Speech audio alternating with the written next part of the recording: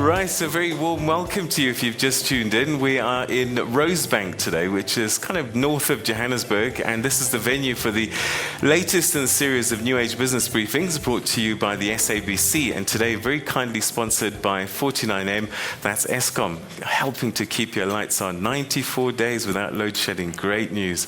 That's a statistic you want to keep in mind. In fact, we're talking statistics today, and we've got the Statistician-General, who you know very well in South Africa, and two guests that have come from different parts of the world, and we're going to be introducing them to you shortly. But why are we talking statistics? Well, we count stuff, we measure stuff, and we create tons of data. But the question is, how useful is it?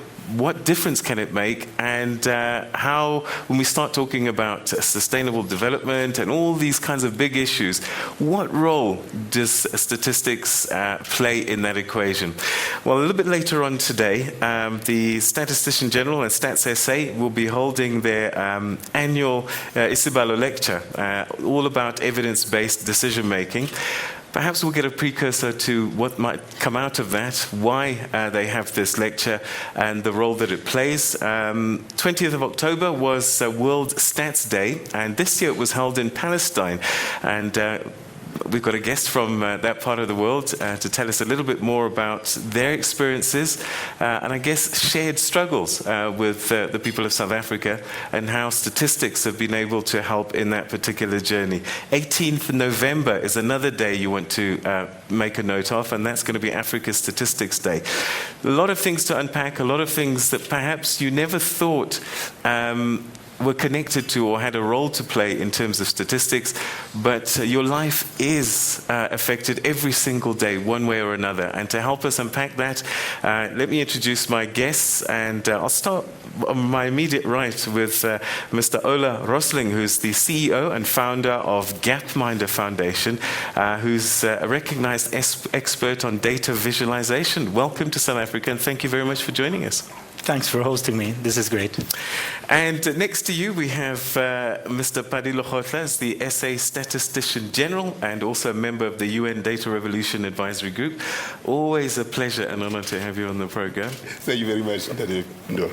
And next to you, we have Ms. Ola Awad, who's the president of the Palestinian Central Bureau of Statistics, but also the president of the International Association for Official Statistics. Thank you so much for joining us, and welcome to South Africa. Thank you, and I'm really very honored to be among you. Thank you. Thank you so much. All right, I'm going to start with you, Mr. Lehohla, because you've invited these guests to join us in South Africa, and you've got a big lecture happening from about 11 o'clock in Pretoria later. So put it all into context for us. Statistics, you've got the 6 S's. Unpack sort of like opening thoughts for us.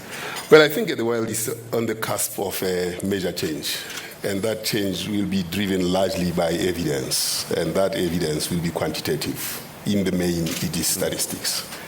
Technology will play a major role in terms of making statistics portable and be a common good for everybody. The dangers are that in that system, when the governance is not appropriated correctly, both by governments and so on, there could be dangers, and we could miss the opportunity, and probably the last opportunity, for making the world function properly. Our struggles, our solidarity, our skills, our statistics for sustainable society are shared the world over, more importantly, with Palestine. In 1948, we have a common year, a year when apartheid was introduced in South Africa, a year when the state of Israel existed side by side with Palestine. The struggles are very common and palpable. All right. Technology, critical, and Ola's father, Hans, although Ola is the boss, has been at the forefront of causing statisticians to realize how important visualization is. That brings, therefore, the human endeavor, the visualization of their struggles, to bear and therefore change the world. That is why I brought the two together. All right. Well, we look forward to unpacking some of the things that you mentioned there. And talking about shared struggles, let's turn to you, Ms. Ola. And I'm just wondering, when we switch on the TV, you hear about the struggles of the people of Palestine. I'm just wondering, a person like you and what you do with your office, how can you make an impact and help in a situation like that? Because I would imagine that, most people might think, the last thing you want to be worrying about is numbers, but they can assist. Yeah, that's very true. We proved that within our struggle as Palestine under the Israeli occupation, the most important thing that you have actually data, and data that talks about everything, talks about the struggle, and talks about solidarity, and talks about the future also. And that's really important. So we're not talking only about numbers. There's really a lot beyond these numbers. Yeah. All right, again, we'll unpack that a little bit further. And I guess, Ola, what you do is make a lot of these numbers and stats left to your own devices in your own offices. You can discuss binomial theorems and Stein's theories and so on and so forth. But for me, Joe Bloggs, I need to find a way to capture this information.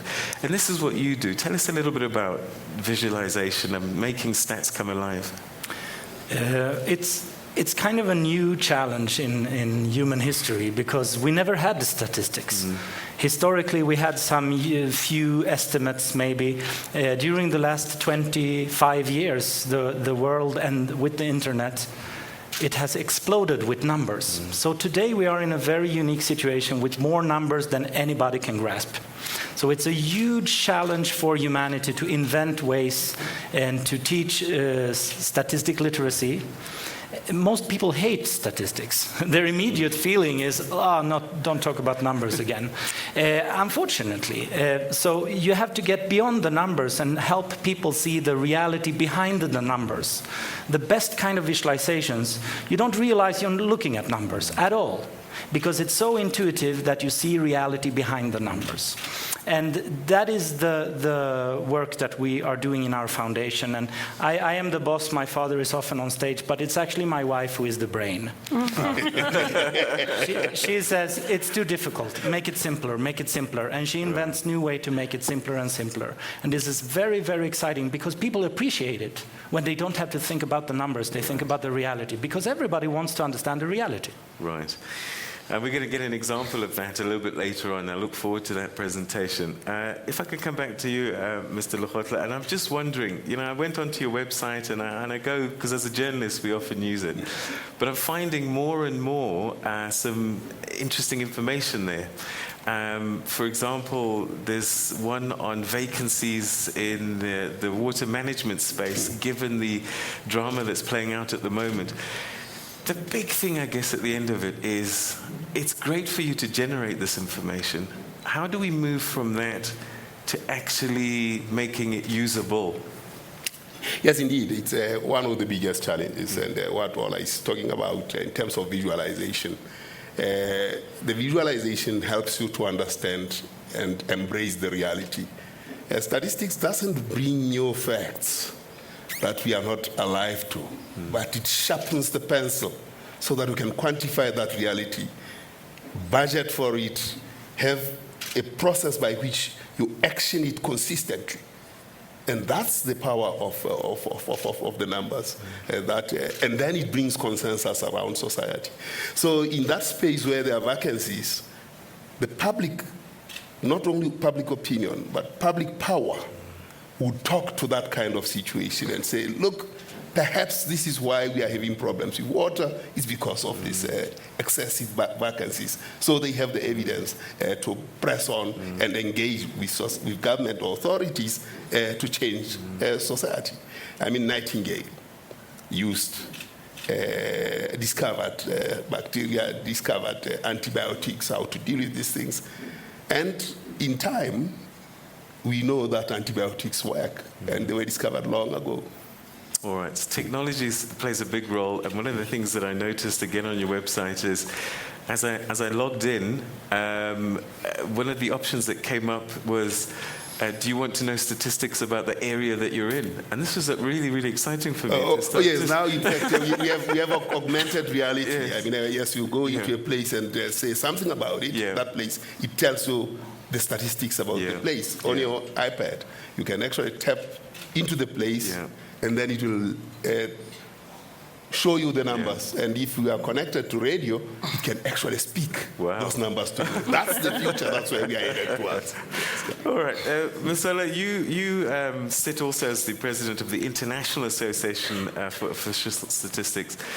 And I'm just wondering, I mean, you know, statistics, I guess, and counting and those kinds of things have been there since the beginning of time. And even in biblical days, we used to have censuses and all sorts of data being collected.